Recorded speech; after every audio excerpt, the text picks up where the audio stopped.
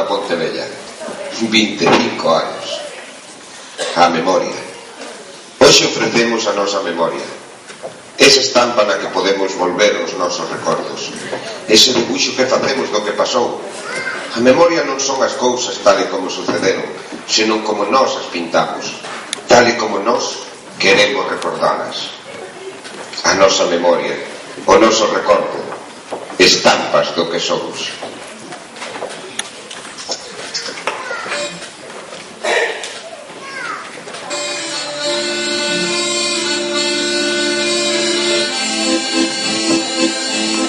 Comeza a romería, recorrendo a gaita ou a banda de música toda a parroquia coa poética alborada.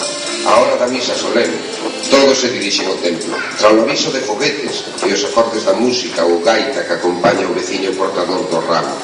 Soe ser o ramo de pan trigo, orlado con froitas, queixos, dozas, estampas, lazos de cores. No alzamento estoupan atronadoras bombas e os músicos deixan ouvir os majestuosos sons da marcha real. Co repique de campás e o estourito da pirotecnia anúnciase a saída da procesión, que acostuma rematar nun cruceiro onde se entonan cantos e de ali volvese o templo. Os veciños van con candeas de cera prendidas e os máis vellos portan as varas do palio.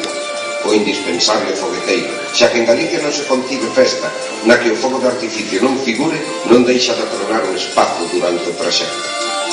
Os pobres cegos e os vellos que demandan limosna, uns cos seus destemplados violíns e outros coa clásica zanfona, con intencionadas e alusivas coplas procuran conmover os corazóns das xentes.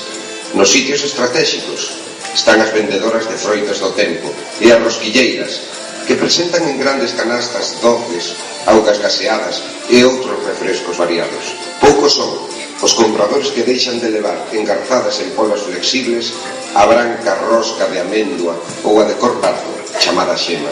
Conforme avanza a tarde, vai medrando a animación. Elas, vestidas á última moda. Hai pintoresco traxe tradicional, a onde fuches? E eles, como a clase media das vilas. Algúnas veces, a maldita paixón dos celos ou as rivalidades amorosas ou de unhas parroquias con outras alteran a paz e a tranquilidade da festa, sementando a confusión. Mais tarde, xa de retirada, acostuman ventilar os seus resquemores e os solitarios camiños son testemunha da pelexa. Conforme vai vindo a noite, diminúa a concorrencia.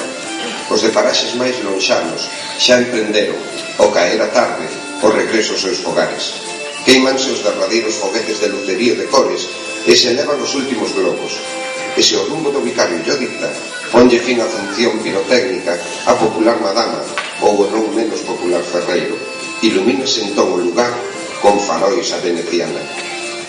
As parellas novas, engolfadas en conversas amorosas, pérdense polas misteriosas e sombrías corredoiras, dando aire de cando en vez un saudoso alalá.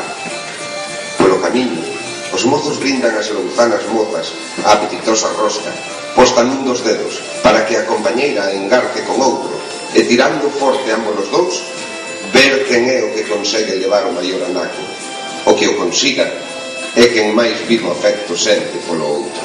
Durante esta escena de amor, irrompe o silencio da noite, como un lonxano eco dun lamento, seguido polo contraste dun vibrante aturuxo, unha sentida cantiga semellante a esta. Se a raíz do toxo verde é mala de desprender, os amoriños primeiros non se poden escocer.